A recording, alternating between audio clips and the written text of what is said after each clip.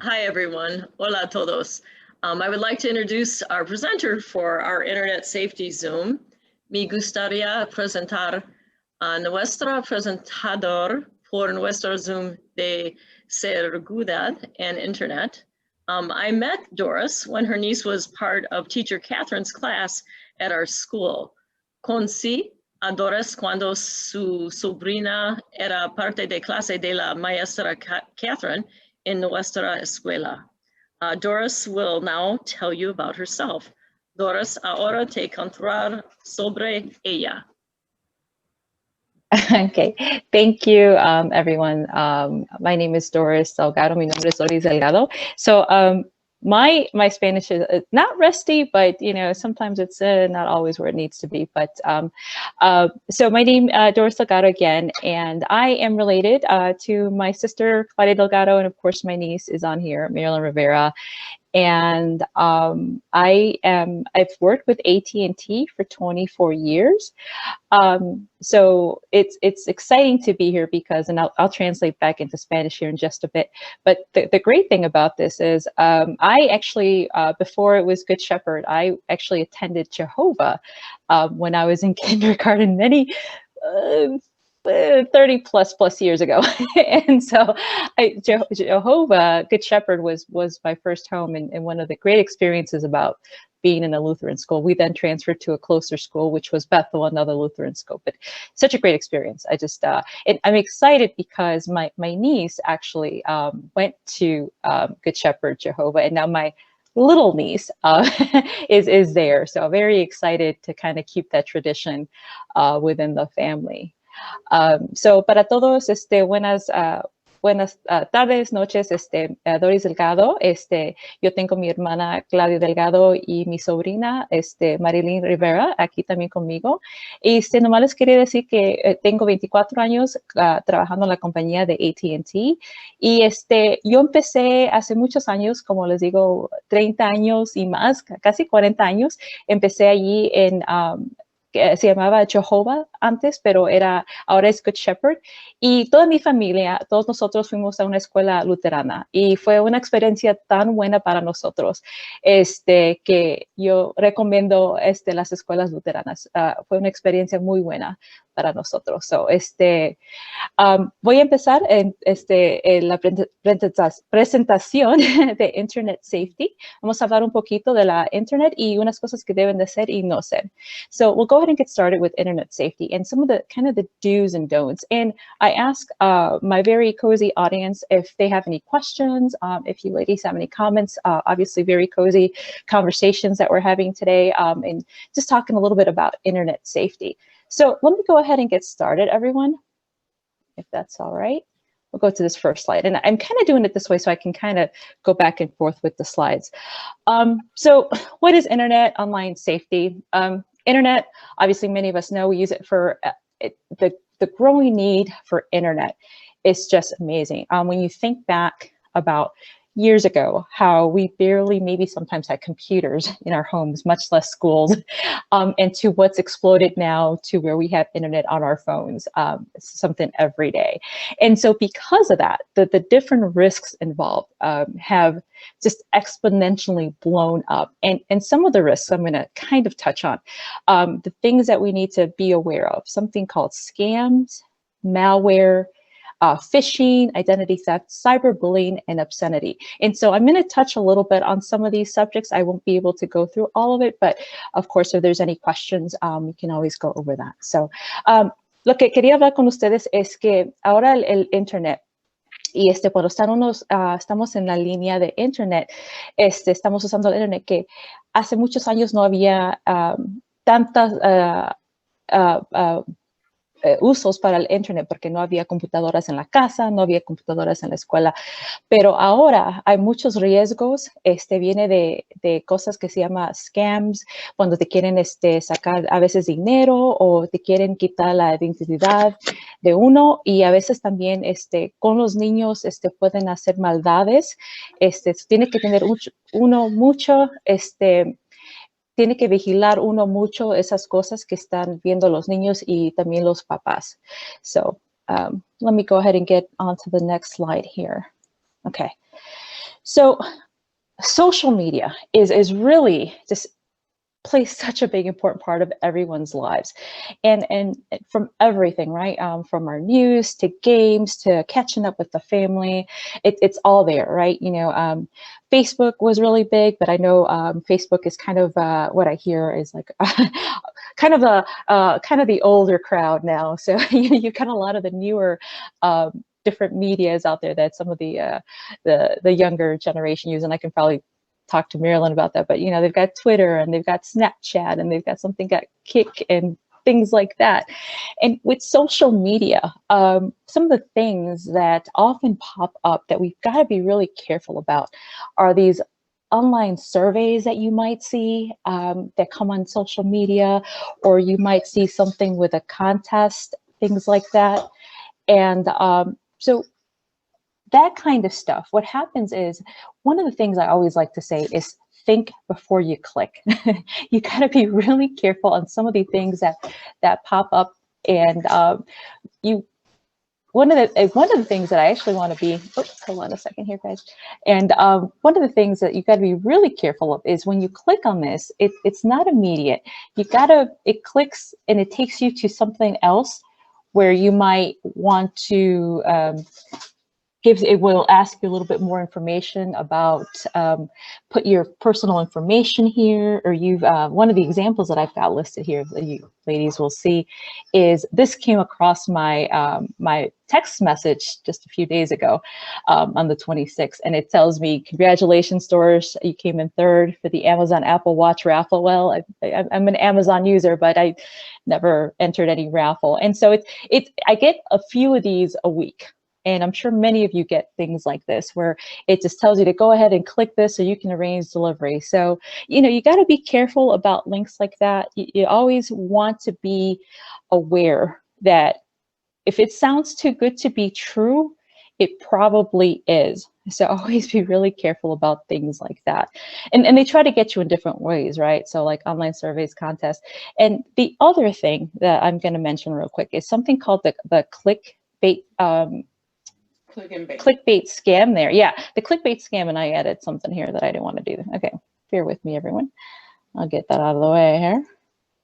And what that is I'll put that in there. It's kind of covering it. But one of the examples of clickbait scams is, for example, let's say Zach uses his social media feed and sees something called check out the backstage photos from last night's concert. And so I think with the younger generation, it's really quick. You want to kind of see what's happening. And it's really just one of those where it takes you to a different website, different link, and lo and behold, they're asking for your information. It's like, oh yeah, you gotta sign in. We need all this information from you. So always be really careful about giving that kind of information on any kind of website that you're not familiar with, right? So that's always key. So let me kind of switch over a little bit gears into Spanish here. Los que quería decir, and Claudia might need a little bit of help there. So los que quería decir que a veces cuando tienen las medias sociales, que tienen que tener mucho cuidado porque hay cosas que vienen de concursos o algo que por favor usen como otro link para que vean unas fotos, y muchas veces esos links llevan a los estudiantes o a los muchachos jóvenes a otra parte que les piden mucha información de ellos, y eso tiene que tener mucho cuidado. Y muchas cosas también que vienen son los concursos, que por ejemplo ha ganado algo de Amazon o ha ganado algo, otra cosa. Tienen que tener cuidado porque si va a ese website, le llega algo por text message o le llega algo por el email, tiene que tener mucho cuidado porque a veces es cosas maldiosas que quieren sacarles más información, y a veces le quieren quitar la información de crédito. And Claudia, did you want to add anything to that? Basically, okay. Las redes sociales desempeñan un papel importante en la vida de muchas personas. Encuestas en línea que aparecen en feeds o a través de textos móviles.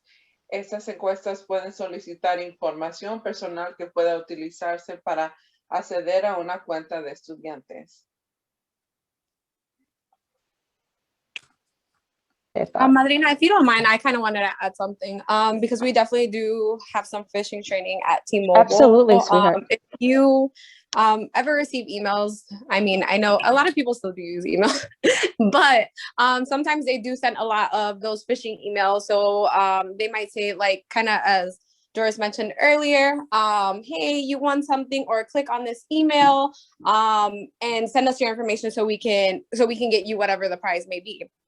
However, especially if you're on a computer, sometimes you can hover your mouse over that link and it'll show you exactly what the link is. And if it usually doesn't match up, that's definitely a sign. So I wouldn't recommend to directly click into it. Even if you're viewing the email through your phone, you can always, I'm not too sure, it should be the same thing for iPhones and Android users also. You should be able to press down on that link and it should automatically pop up and show you what that link is without you having to go directly into it.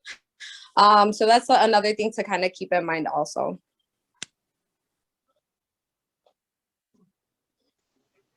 No, thanks, sweetie. Absolutely. And that's actually really good information, because that's what I find a lot is that people, when they probably use like tablets and phones, because a lot of us, I think, tend to be more mobile these days, and we use our tablets and phones, and a lot of emails. And I'm going to show you something in the next example as well.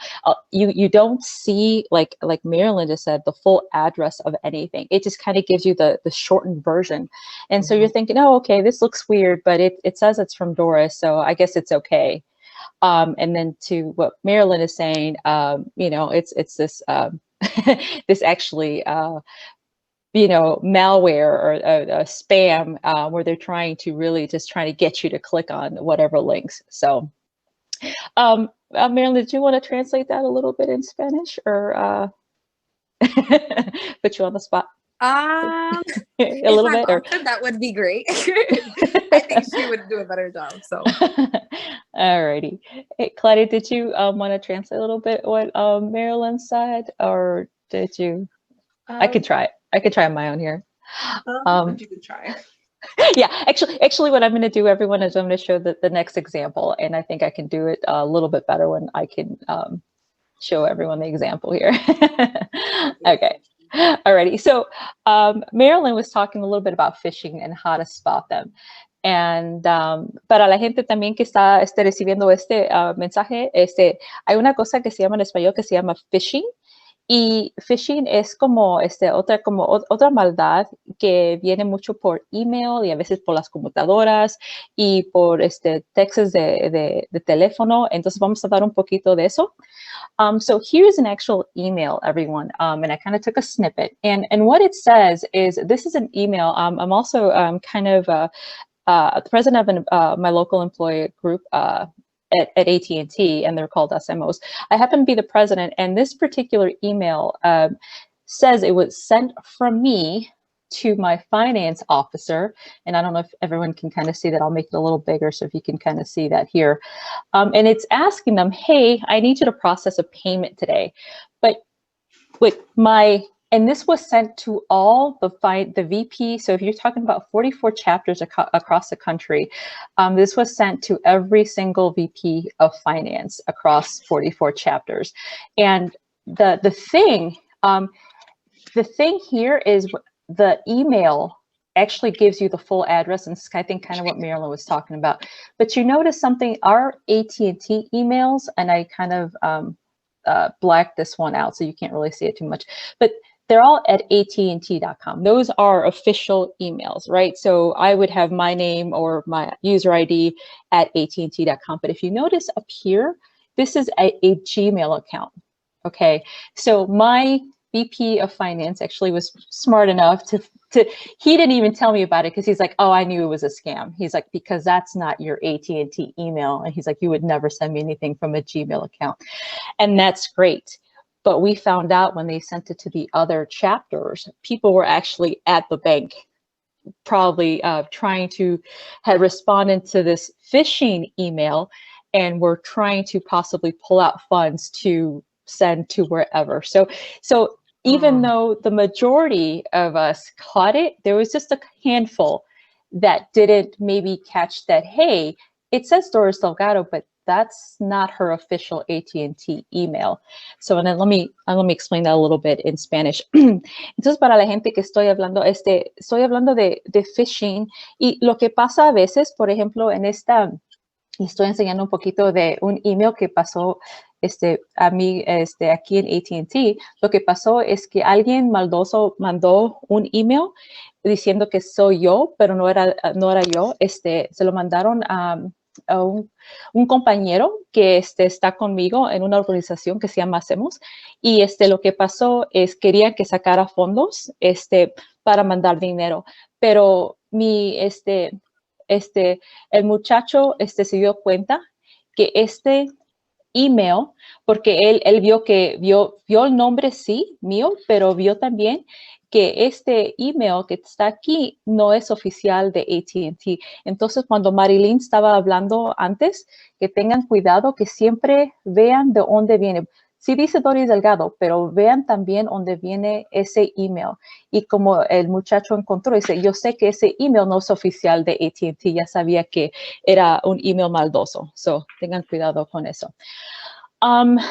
The other thing I wanted to say is I'm going to kind of skip a little bit here because this is kind of what happened to hubby. Oops, let me go down there. The bottom part of this here is a technical support or account breach. This is the kind of maybe message that'll pop up on a computer where, hey, you got a computer scan alert, right? Serious suspicious activity has been detected. We need you to contact someone right now. Call 88 blah, blah, blah, blah, blah, blah. And so if you've never seen this before and this kind of pops across your computer, it's a little intimidating. and so what they tell you, what happens here is they'll get someone very professional sounding saying, yep, you've gotten, they'll ask a few questions. They'll say, yep, it looks like you've got some malware installed and we need to it's going to cost so much money to maybe help you take this malware off. And that's the scam, right? So the thing is, if you ever see anything like that, don't click on any links, don't call any numbers. What you want to do is go ahead and if you've got virus protection or malware protection, go ahead and run that immediately. Go ahead and start the antivirus. And so I'm going to tell a little bit of my husband's story, and if he's listening, he can chime in. But he got something to this effect, and he didn't run the virus or malware scan right away. But this is years ago. And so they called and like, you know what, we are seeing some suspicious malware. We actually, we need $120 to make sure that your computer is not infected, blah, blah, blah, blah, blah, blah. And so, yeah, they kind of got away with $120, but the thing is, it doesn't stop there. Once they get the information, they want to kind of keep trying to maybe get a hold of you. He kind of had an experience where they're trying to get a hold of him. It's like, well, you know what, we think we see suspicious activity again. We might need to run another scan. The great thing is my husband at this time wasn't using that particular Mac. And so he's like, no, I haven't used this in months. So I know that you guys are really just kind of trying to pull a fast one on me. So very, and he was surprised, he said, at how professional everyone sounded. Very knowledgeable, very professional. But at the end of the day, it was completely a scam. So be very careful with these kind of messages when they pop up. So Claudia, did you want to go try to translate that, or I can? Yeah, I can try, sis. I just might need your help. Okay. All right. Que a veces lo que pasa también en las computadoras, sale un mensaje que dice que ya está su computadora infectada con un virus y que quieren que por favor llamen este número, o que por favor como den un clic al link. Entonces, ¿qué quiere decir? Porque quieren ayudarte. Pero lo que viene siendo, si ustedes ven este mensaje así, y lo que tienen que hacer es, si tienen algo que se llama Virus for Protection, tienen que usar eso en la computadora antes de que llamen. Nunca llamen en un número, que si algo se ve sospechoso así, nunca llamen ese número. Lo que tienen que hacer es en su computadora, por favor, usar el virus scan para ver si algo está infectado, porque muchas veces lo que hacen es que esta gente los asusta para llamar a un número que les viene sacando dinero. Les vienen asustando más con cosas, diciéndoles que su computadora está infectada con esto, que tienen que pagarnos una cantidad de dinero para sacarle a lo que le han hecho. Y muchas veces no es verdad, pero si uno no sabe de eso, llama y paga y así es cuando empieza el trato malo. So, tengan mucho cuidado con eso. Si eso aparece y tienen preguntas, llámele a alguien más que pueda saber un poquito más de las computadoras para que no se caigan en ese mal paso de que le saquen dinero. So, okay. So let me get down to something else that's actually something that's really a growing concern. Cyberbullying, and to the parents and to everyone out there, you know, I don't have any kids yet of my own, but obviously I tell my sister and my brother, I'm like, my nieces and nephew are like my kids because I just worry so much about them. And so I luckily for us, I don't know, and I guess Marilyn, I'm gonna probably give this to you a little bit because so when I was in school, obviously cyberbullying bullying was a thing, but cyberbullying is a little different. And so now with social media being such a big part of everyone's lives, especially our young people's lives, they are just, as you can see some of the numbers here, up here, the first bullet point I've got, 1 in 5 students ages 12 to 18 are being bullied during the school year.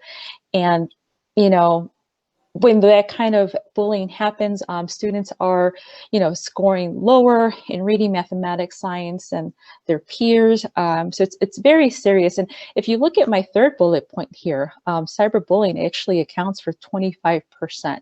So, you know, you've got other types of bullying, the verbal harassment, 79%, social harassment, 50%, but cyberbullying, 25%. So actually, Marilyn, I'm going to kind of ask you a little bit.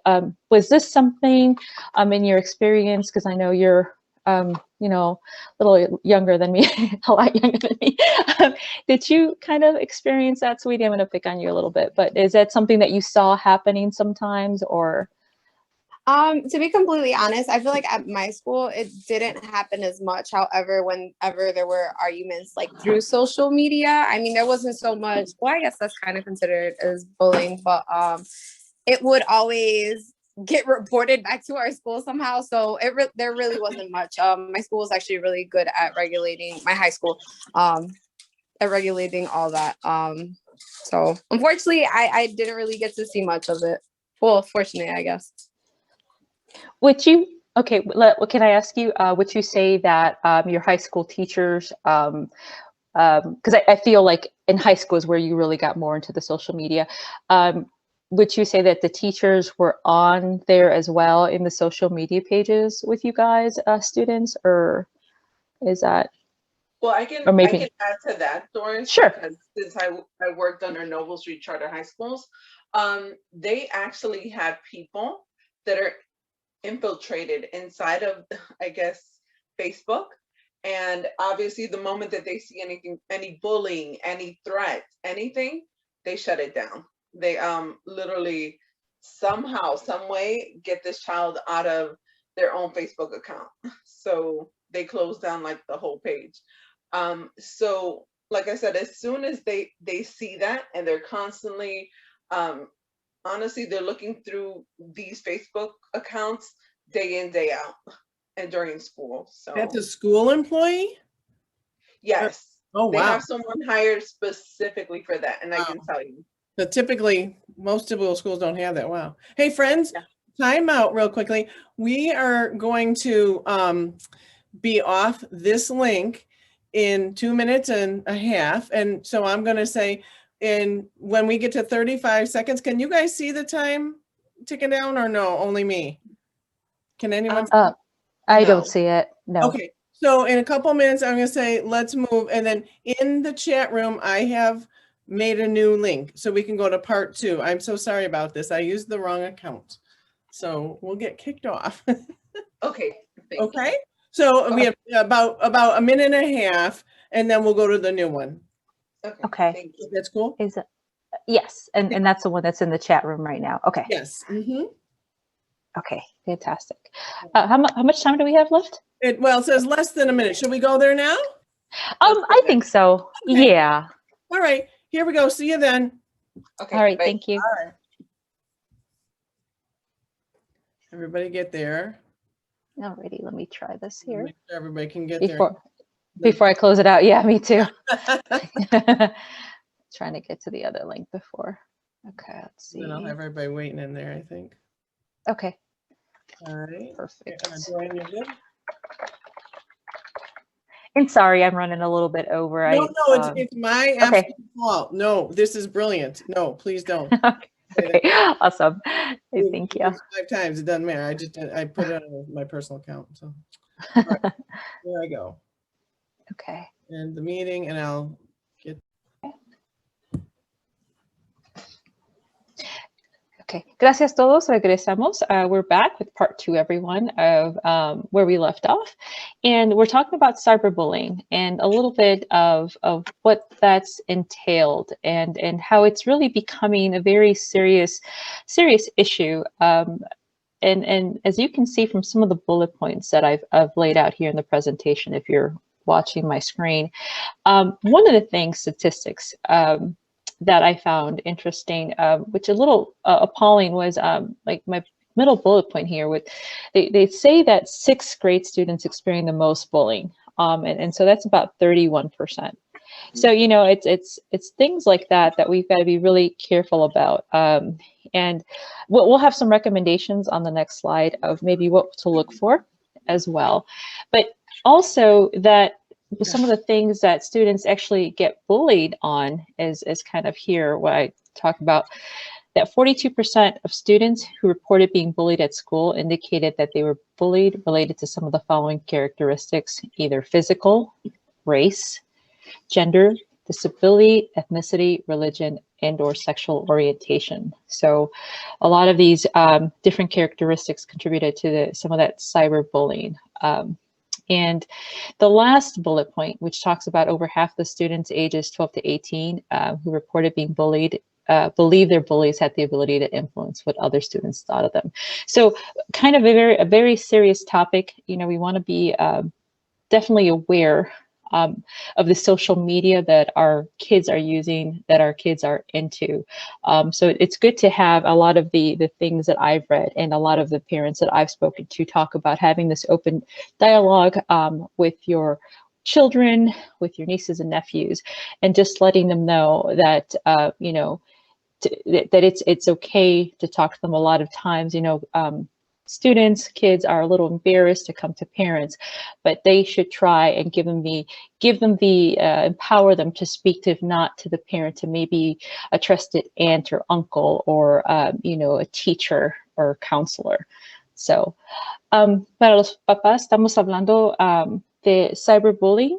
And Claudia, I think me and you talked about that. Acoso cibernético, am I saying that right, Claudia, for cyberbullying? Yes, you are. Yes, you are. Acoso cibernético. Entonces, lo que pasa muchas veces los estudiantes que tienen cosas como Facebook, y muchas veces son otros medios sociales, los estudiantes a veces tienen acoso por otros estudiantes. Entonces, tenemos que tener mucha seguridad con los estudiantes y nuestros hijos, porque a veces lo que pasa es que nosotros no nos damos cuenta que mucho los acosos que pasan es por estas medias sociales. Y como tengo aquí unos puntos que tengo aquí en inglés, una de las cosas que dice es que muchos de los estudiantes, por ejemplo, de 6º año, experiencia, les pasa más a ellos, 31% que tengo aquí. Y una de las cosas también que está aquí puesto es que 25% de acoso cibernético está pasando ahorita. Entonces es algo que se está levantando. Claudia, ¿tú querías decir algo nuestro acoso cibernético, una experiencia que tengas tú o algo así? un mensaje para los papás o... Bueno, honestamente nunca he tenido nada de acoso cibernético hasta hoy en momento. Perdón. Pero como Claudia ha trabajado también en las escuelas, y entonces los quieres decir a little bit about your experience with the school and how they were monitoring the social pages, if you want to talk about that, like we experienced with Noble. Okay. Well, they had a team of people there at the school that were constantly monitoring. The thing about Noble College Preps, they're a very controlled school. They have the military style upbringing. You cannot say anything. You should not be using your phone, first of all. But nonetheless, they do infiltrate, obviously, into your Facebook or any other type of social media. If you say anything negative about the food in the school, they will shut you down. If you say anything, obviously, kids would post things about fighting another student, or if they happen to see something that was going to happen after school, another student calling another student out, they would automatically call the police. They had no tolerance for any of that. So yeah, that was okay. So it's definitely something that's taken very seriously in the schools, and which it should be, right? I mean, it's to protect our students and our kids from any kind of harm. Exactly. Right. Did you want to kind of say that a little bit in Spanish? Let's like maybe explain a little bit in Spanish, just a little bit, kind of. I mean, just a little bit of what maybe some of the not, I don't know that all schools are doing that, but I know that some schools may be doing that. So le quería decir porque trabajaba para Noble Street Charter High Schools, son secundarias aquí en la ciudad de Chicago, y algo que yo sé específicamente, que ellos entraban a los social media de los niños que iban a la escuela. El momento que ellos veían algo inapropiado, hacían comentarios negativos de otro niño, básicamente los llamaban a la oficina, iban con un counselor, automáticamente le daban demerits o como fue a la consecuencia. Si por acaso también había algo que otro niño dijera que se iba a pelear con otro, después de la escuela llamaban a la policía. Estas escuelas no juegan, pero honestamente le puedo decir, especialmente teniendo a veces enrollment de 1,100, 1,200, hay que tener la población muy controlada, así para que no vaya a pasar alguna desgracia. I think it might be important to say that that isn't necessarily typical, so we don't want parents to think that they don't have to watch. Do you know what I mean? Absolutely. Right.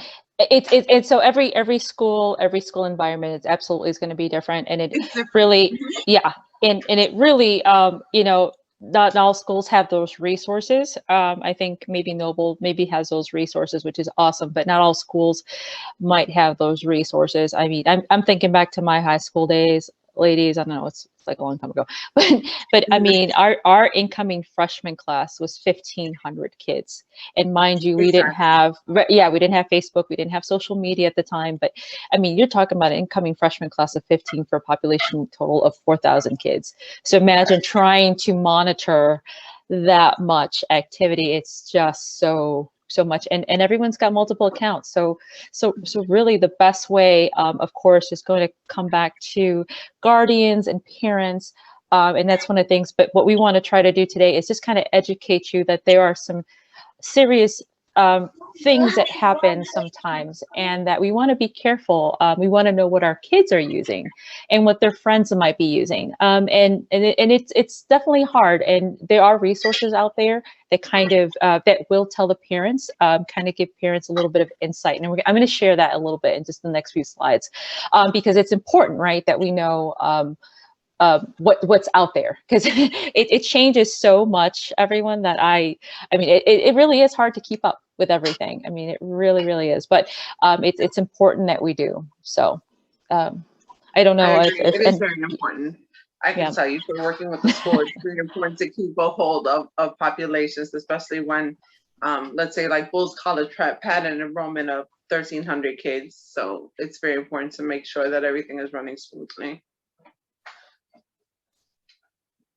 And so everyone, I'm going to move on to the next slide, and here are some, because cyberbullying is such a serious topic, some of the signs of maybe being bullied, and just again cyberbullying. And this is again, I've included the link, which the ladies on the call can share, but that's the link that I've got the information from. So a lot of good information there, and some of it is just maybe your student, your child seeing uneasy, nervous, or scared about going to school or being outside of the school, or they get nervous or jumpy when they're texting on social media. You know, you know, another one is unwilling to discuss or share information about their online accounts of activities, which is actually kind of maybe a little normal for some of our young people. But definitely the ones that I've seen, I think, when I've talked to some other friends who've got kids and things like that, is they lose interest in favorite hobbies or activities. You know, a child who is very maybe extroverted becomes less, becomes suddenly depressed or antisocial. They withdraw from close friends and family. And some of this, which is kind of a little scary, but definitely take notice, is, you know, making statements about suicide or making the suicide attempt. So these are things to really red flags, I guess, if you will, that we want to be really careful of, right? These are signs of cyberbullying. And so let me kind of translate a little bit of that in Spanish. Unas de las signos que uno puede tener cuando tienen sus hijos que a lo mejor ponen acoso cibernético, que el niño, el estudiante, se sienta nervioso o asustado, no quiere ir a la escuela o estar afuera de la escuela, o se enoja, o no quiere decir lo que está haciendo sobre sus cuentas cuando están en línea, puedan perder peso, no puedan dormir, o un niño que, por ejemplo, está muy alegre y ya no es tanto, no hace sus cosas favoritas, o alguien que ya no ve sus amigos o amigas. Tengan mucho cuidado. Y a veces cuando los muchachos, muchachas hablan de suicida, pongan mucha atención si un hijo, un estudiante empieza a hablar o hace comentarios así, porque esos son uno de los signos que esté pasando algo en ese muchacho o muchacha. Y aquí tengo también el link para que si quieren más información en inglés también. So, ladies, any questions, ladies? Any comments from our close audience? One real quick thing is we had an instance where sometimes the kids have to be on social media all the time. Like they would get really jumpy if they weren't. And it was, you know, people like, oh, they're addicted, and it may be, but it was more like they wanted to be on to make sure what was being said about them.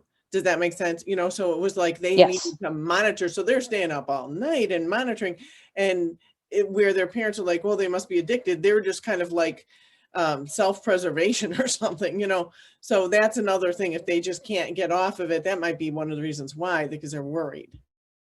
And that actually is a really good point. You're right about that. If the kids seem a little bit more addicted to social media than usual, I think everyone's got maybe a point. I think our parents need to maybe, and of course, you know, just have a conversation with students and kids that, you know, we gotta be careful, and of course that they can easily talk to a parent regarding. And as you can see from like the statistics from the earlier slide, they won't always come to an adult. So we have to definitely build that bridge of trust. If they're not coming to adult, maybe they are encouraged to talk to someone that they trust, because definitely we want to make sure that our kids are just being safe. And the one thing I will say too, ladies, is everything that gets put online, and as you well know, stays on there forever. So even if delete something, there's many times where we've seen, in my experience, where someone's deleted a post, but you know what? I had access to their account. Let's say I'm friends with someone. I was able to take that, and I took that. Oh yeah, kind of making an example here. Claudia put on an embarrassing photo. I'm going to take a picture of that so I can remind her in about another month of it, So now I have that digital copy, right? I've made that copy of that picture, and it's on my phone, something that she might have deleted off her accounts, but now I have it. So that kind of stuff stays there forever. Even though she might go in there and try to wipe things, it's there digitally in some way or another. Someone else could be doing that, obviously with bad intentions. I'm your sister, so not really, so that kind of situation, right? Where people with more nefarious intents might do that to blackmail or, again, bully. Like, oh, I saw what you did on your account, and so I have a copy of this now. So again, just always be careful what we post online, because it will remain there for a very long time, if not forever. So, okay, so let me move on to our next slide, ladies. So it's got a couple more slides here to go, and let me make this smaller so it could fit on the screen so you can see it. Monitoring online activity, and one of the things I want to talk about is this great resource that I came across, and it's called Common Sense Media. So everyone, it's so great, and I'm going to jump to that in just a bit here. I'm going to kind of move my screen around. But the great thing about Common Sense Media is that it really has a lot of great articles in both English and Spanish for parents. Videos, like you can see some of the videos here that I've posted and linked to, Parents' Ultimate Guide to YouTube. Things like Snapchat, Kick, and some other iffy apps that some of our teens like to use. Things like setting up your kid's iPhone. So a lot of great articles like that, guide to parental controls. So let me just take you there, but let me kind of translate this in Spanish. So para los que están oyendo, escuchando, que una de las, hay un website que se llama, aquí les pongo, Common Sense Media. Y esta tiene mucha información en inglés y en español, para los papás, para los estudiantes, para los niños, cómo seguridad sus teléfonos, que puedan ver los muchachos en línea cuando están usando la internet. Son muchas cosas que los papás necesitan saber. Está en esta website que se llama Common Sense Media. Entonces voy a ir a ese website ahorita. So let me see if I've got it up here. Okay, so for everyone here, this is what it looks like. And I actually had to create an account for it so I can kind of get access to the articles, which I think it's absolutely worth it, because I did get a chance to kind of look over some of the articles and some of the different privacy settings and things like that. So you could see up here, they've got for parents, for educators, for advocates. And the great thing here is they've got a kind of Latino section there. And so this is really great because it's got articles in Spanish. So this is a great one-stop shop here for a lot of things. And you can see what parents need to know. They've got it grouped by age, by topic, things like Parents' Ultimate Guide to, for example, Fortnite, YouTube, Snapchat, TikTok, things like that. So para los papás que están escuchando, como les digo, este es el website Common Sense Media, y como les digo, aquí tienen muchos artículos y muchas cosas que deben saber los papás, que por ejemplo, cómo pueden usar el YouTube, hay aquí cosas para los papás, para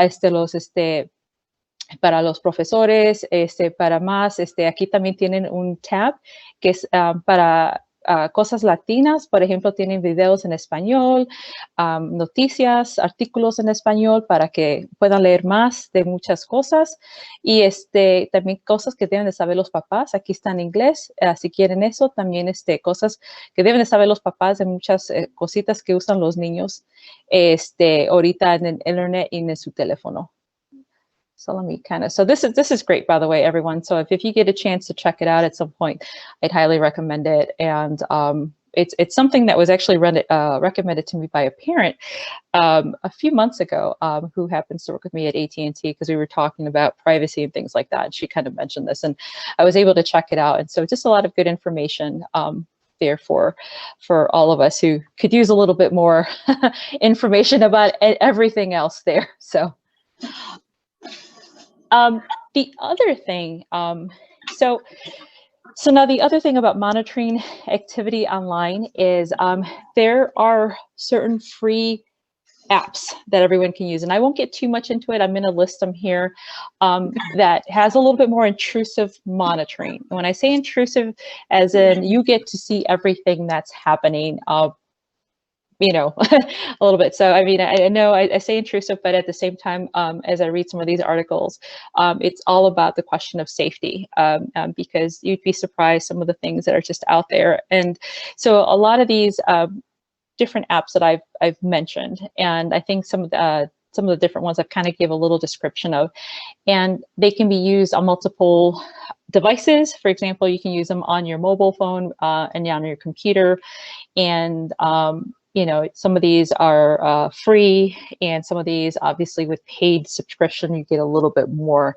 So things like just how much time your child is spending online, parental controls that let you know something's happened, or they might be going to a site that you flagged or has been flagged, so you get notifications like that. So all of these have different things. Like I said, I've listed this here, and of course that's to everyone, you know, everyone's you know, own personal, if that's something that they feel that would be a good addition. You know, these are some of the resources that I've seen online. So, para los papás, aquí también tengo nombres de unas apps que pueden tener por gratis, que ayuda a los papás, por ejemplo, ver lo que están haciendo los niños. Es un poquito más intenso, porque depende lo que estén viendo los muchachos, o si quiere usar uno de estos, les puede decir cuánto tiempo están en línea sus muchachos, o como si están viendo algo que no deben. Son cositas así, pero esto es un poquito más avanzado, pero aquí ha puesto el nombre de los aplicaciones. Por ejemplo, aquí son las cosas que pueden tener por gratis. También hay, pueden pagar un poquito más y pueden hacer un poquito más con estas subscriptions, pero nomás quería ponerles, les quería decir de eso. So, okay, so let me kind of get on with that. And let me just kind of finish up here, everyone. Just got a couple more slides. So everyone, so thank you for staying on for so long with us, but a lot of things that we kind of maybe take for granted, right? So one of the things we want to always say is maybe use caution when, and maybe we don't think about it, but, you know, use caution when you're using public Wi-Fi's like McDonald's, Starbucks. You know, you never know what you might be connecting to. There's different ways to change. I can alter something on my computer to make it look like a Starbucks Wi-Fi connection, and then you would technically be connecting to my computer. And anyone who's got resources and time can see maybe what you're doing, right? It's not an easy thing to do, but it can be done. So always be very careful when using public Wi-Fi networks. Sharing your information online seems pretty basic, but yes, be careful about sharing your name, your age, your address, you know, things like that. Digital photos are forever. Your webcams, yes, these things can be hacked too. I normally, some of the newer webcams come with covers. Mine doesn't, so I usually put tape on it or just disconnect it when I'm not using it. So make sure you kind of do that. When you're browsing the internet, make sure to see the green padlock. And when I say padlock, I'm sure most of you have noticed, but let me kind of go back to that common sense media. You'll see a lot of times this little padlock up here in the upper left, depending on your browser, and sometimes it's green, but you'll see a padlock, and that just means that site has been deemed secure. So always kind of check that out. You know, that's just checking the certificate. So that's always a good way to see that you're going somewhere that's trusted. So, and so for my Spanish speaking parents and audience, tengan mucho cuidado cuando estén en el wifi público como McDonald's y Starbucks. Alguien a veces puede estar conectado o se pueden conectar en otra wifi pública que no es de McDonald's. Entonces, tienen que tener mucho cuidado cuando están usando información, están usando su teléfono. La otra cosa que tienen que tener cuidado es cuando pongan mucha información de sus hijos o de ustedes, por ejemplo, donde van a la escuela, direcciones, nombres, edad, tengan mucho cuidado cuando pongan esa información en medios sociales.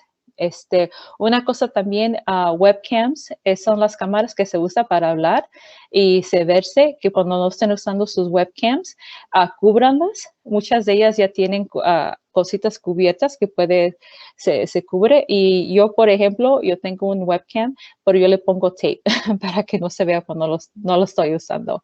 Y la otra cosa que les quiero decir, cuando están en la internet, hay un candado que a veces viene que quiere decir que ese website está seguro. Entonces, les quiero enseñar aquí en Common Sense Media. Si ven aquí, hay un candadito. Quiere decir que esto está, por ejemplo, este website está seguro. Entonces, tengan mucho cuidado cuando ese candadito no esté ahí. Okay. And the other thing I wanted to say was common sense. I kind of saw this later, and I just wanted to add it for the parents, for those parents who really want to maybe do a little extra. Common sense recommends using plugins like Privacy Badger or HTTPS Everywhere, kind of little added security. You know, I haven't played with those, so I don't really know too much about that, but it was just something I saw. But of course, everyone could probably Google those and maybe get a little bit more information if it's something that they feel like using. And so the other thing, and last but not least, everyone, and Claudia, stop me if you need to add anything, sis, because I know maybe you might have some information, or Marilyn, please stop me. Okay. If you guys want. Okay. Alrighty. And the other thing I think is so important, everyone, so important. Enable two-factor authentication on devices and accounts. And I know Marilyn probably has a lot to say on that. Always, and I've got a story about that. Make sure your antivirus software is up to date. Make sure your applications are up to date. Be careful what you download. Choose strong passwords. Be careful what you post. Be careful who you meet online. Of course, keep your privacy settings on. And Marilyn or Claudia, or did you want to add anything on that? Okay, I don't know if. No. Go ahead, Claudia. No, okay. And I will share a quick story, everyone. I don't know how much time we've got left, but the quick story that I want to share, and I'm going to pick on my hubby a little bit. I'm sure he's listening. 6 minutes. 7 minutes. 55, yeah. Okay, I can definitely do it in 6 minutes. Okay, so my hubby's story, because we were just talking about this earlier today. I mentioned that he's a gamer in the first session of this, and he was using he noticed that his PlayStation account had gotten hacked when he started getting emails saying that certain things were being downloaded, and it wasn't him. So we talked about it, and I'm like, I asked my husband, I was like, was there something that you could have, like an extra layer of security? He's like, yes. He's like, I should have enabled two-factor authentication. And so most of you probably know what it is. For those of you who don't know what two-factor authentication is, so for example, let's say I want to share my Amazon Prime account, right? And let's say if I have Marilyn or Claudia share my Amazon Prime account, what the Amazon will do is it'll send a code to me, to my phone, or it'll send a message saying, hey, so-and-so wants to use this. Is this okay? Are you, basically, I approve it, but it comes to me first. Okay, so that's a two-factor authentication. It's a two-step process. And not only do a lot of websites have that, a lot of applications have that. So if someone's trying to log into, for example, let's just say Facebook, and you have two-factor authentication, they will say, hey, there's an attempt being made. You can approve it or disprove it to, you know, maybe from a different computer that you're trying to use, right? So that's always a great thing to have.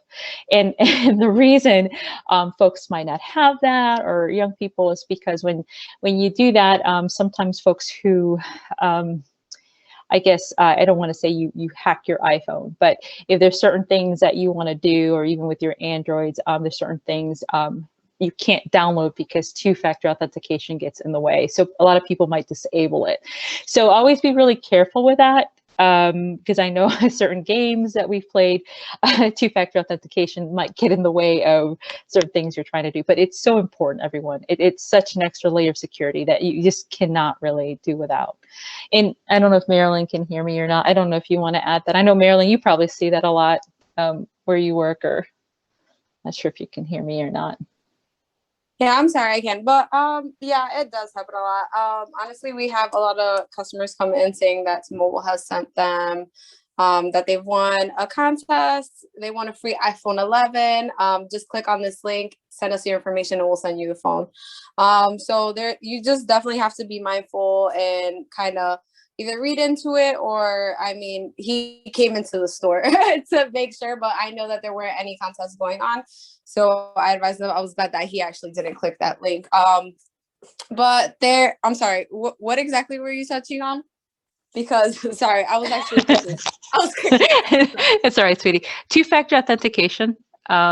Like, you know, like usually, for example, if you give someone access to an account, the other person might get a text message on their phone saying, are you going to basically give another person access, or an attempt is being made to access this application. And so, you know, if we share something, I would give you a PIN from my phone, right? So that two steps, so basically you don't get approved to an application or a website or an account until the person who actually has that account gives you the access, gives you the permission, and they get notified in the process, right? So for example, if I see something like someone's trying to access something, you know, or a PIN's been enabled, or an attempt has been made to access your account from so-and-so, that's the second step, right? That's saying, hey, this is going on. Are you allowing this? Is this you, basically? So I don't know if you guys maybe saw that with some of the customers. We do get a lot. The good thing is, for like a lot of applications and stuff, they are requiring that two-factor authentic. What is it? Sorry, I just freaking have a brain fart. The authentication. The authentication. Yeah. So so that is honestly really great. Either they'll send you a text message or an email stating that someone is trying to, like, let's say, for example, Yahoo. It is very difficult now. If you forget your password, usually one of the ways that they make sure that it is you, either they'll send you a text message or an email with whatever you have registered to that account, which is really great. But it can, I understand sometimes for a lot of customers, it can be a hassle. There are a lot of passwords and stuff to remember, but honestly, that is just a great way to make sure that no one has access to your personal information. And ladies, we have 2 minutes. This has been brilliant, brilliant, brilliant. Awesome. Thank you so much. And I know we can go on, but just to kind of wrap it up for everyone, these are some resources. And I think I did send this to Claudia and Christina, I believe. And so I did have to make some tweaks to it, but this is kind of ready to go with the links and things like that for additional resources. But really, we're at the end, everyone. And so if anyone's got any other questions, I really enjoyed talking to everyone. This might be a jumping off point of other questions when we publish this. So this has just been fabulous. Thank you so much. Yes, Doris, fabulous job. Wow. Very good. You. This could be a podcast. No kidding. Yeah, you did a great job. And if we could tap you again, maybe to you know, you know, if there's further, you know, maybe someday over the rainbow, we can have another chat if this brings other questions to mind. Oh, absolutely. And then I know Claudia and Marilyn are always around because they give Yes. me so much information as well. So, but absolutely, this has been great, ladies. I enjoy doing this, and I hope everyone, you know, who's got questions. I mean, this is just some basic information. So, All right, we're almost done. And friends, thank you. And we'll publish this to the newsletter, perhaps Facebook. Thank you so much to Doris. And Thanks, Doris. She's my another teacher right thank you, friends. thank you, everyone. Okay. There's my niecey. Okay. Thank you, guys. Good night. All right. Thank you. Thank Have you, a lovely everyone. night. Good night. Bye-bye. Bye-bye. Bye.